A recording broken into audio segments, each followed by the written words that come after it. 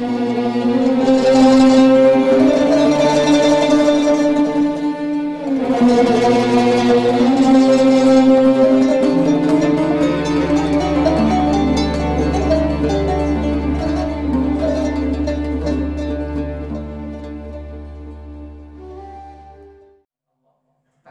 punya pengaruh apa-apa. Sehingga karena yang dikehendaki oleh Allah adalah kekuatan Nabi Musa, maka kekuatan Nabi Musa itu mengalahkan kekuatan mereka.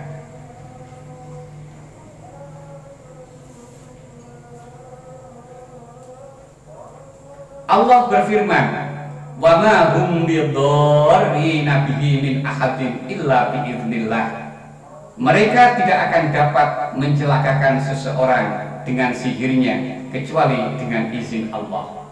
Ayat ini berkaitan dengan Harut Marut, yang kemudian dalam ayat dalam Al-Quran itu disebut mengajarkan sihir kepada manusia. Tapi sebelum mengajarkan, Harut Marut itu sudah memberi peringatan, kami ini adalah merupakan ujian untuk kamu, maka jangan kamu sekali-kali kufur. Sudah disampaikan seperti itu. Tetapi kemudian apa yang telah dikerjakan oleh Harut Marut itu tidak memberi dampak bahaya apapun terhadap sesuatu kecuali dengan izin Allah. Dalam ayat lain disebutkan, wa ma tasya'una illa ayyasha Allah. Tetapi kamu tidak mampu menempuh jalan itu kecuali apabila dikehendaki Allah. Rasulullah bersabda, kullu syai'in biqada'in wa qadar hatta al-ajzi wal kaisi. Segala apapun itu berjalan dengan keputusan dan takdir Allah, hingga termasuk di dalamnya kelemahan dan kecerdasan. Orang yang lemah itu juga takdir Allah, orang yang cerdas itu juga takdir Allah. Semuanya, baik yang baik atau yang buruk, yang manis ataupun yang pahit, semua adalah takdir Allah. Itu dalam konteks keimanan kita terhadap qada qadar, murrihi wa hulwihi, khairihi wa syarrihi. Manusia terhijab dari memandang takdir karena kesesatan faham tentang sebab akibat. Diri seseorang menjadi alat sebab akibat yang paling berpengaruh menghijab pandangan hati dari melihat takdir. Keinginan, cita-cita, angan-angan, semangat, akal pikiran, dan usaha menutup hati dari melihat kekuasaan, aturan, dan urusan Tuhan. Hijab kedirian ini juga disimpulkan ia bisa dilihat sebagai hijab nafsu dan hijab akal. Nafsu yang melahirkan keinginan, cita-cita, angan-angan, dan semangatnya.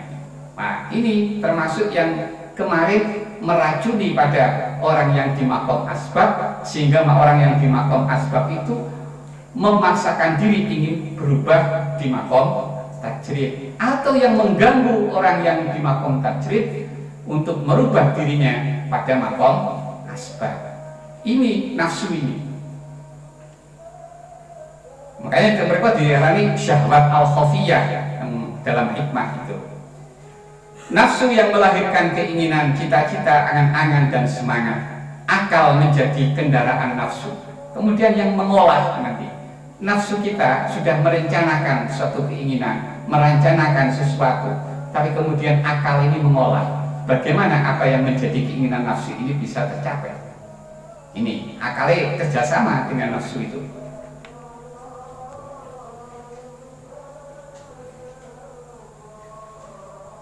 Akal menjadi kendaraan nafsu, menimbang, merancang, dan mengadakan usaha dalam memenangkan apa yang dicetuskan oleh nafsu.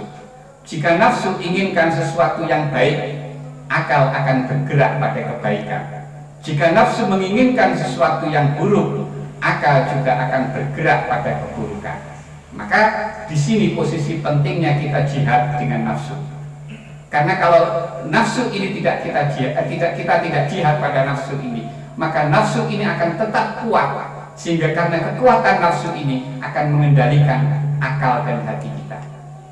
Sehingga akal dan hati kita ini yang akan mengontrol dan akan mengatur akan mengerjakan anggota lahir kita.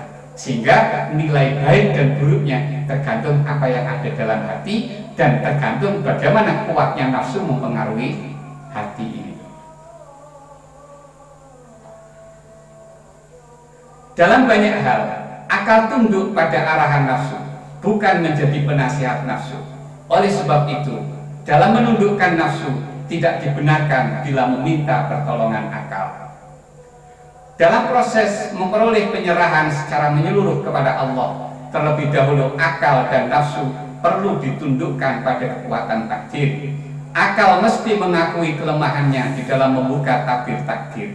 Nafsu mesti menerima hakikat kelemahan akal dalam perkara tersebut dan ikut tunduk bersamanya. Bila nafsu dan akal sudah tunduk, barulah hati bisa beriman dengan sebenarnya pada takdir. Beriman pada takdir seharusnya melahirkan penyerahan secara berpengetahuan, bukan menyerah dengan kejahilan. Orang yang jahil tentang hukum dan perjalanan takdir tidak dapat berserah diri dengan sebenarnya kepada Allah, karena di balik kejahilannya itulah nafsu yang akan menggunakan akal untuk menimbulkan keraguan terhadap Allah. Nah, ini maka penting bertawakal itu kita harus ngerti juga.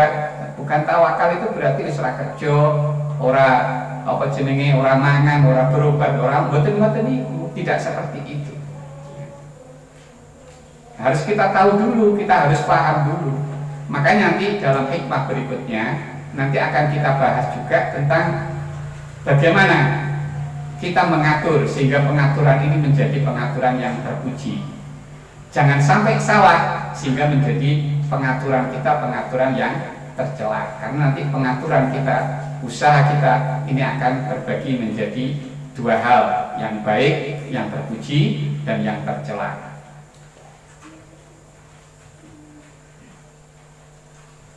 Orang yang jahil tentang hukum dan perjalanan takdir tidak dapat berserah diri dengan sebenarnya kepada Allah, karena di balik kejahilannya itulah nafsu akan menggunakan akal untuk menimbulkan keraguan.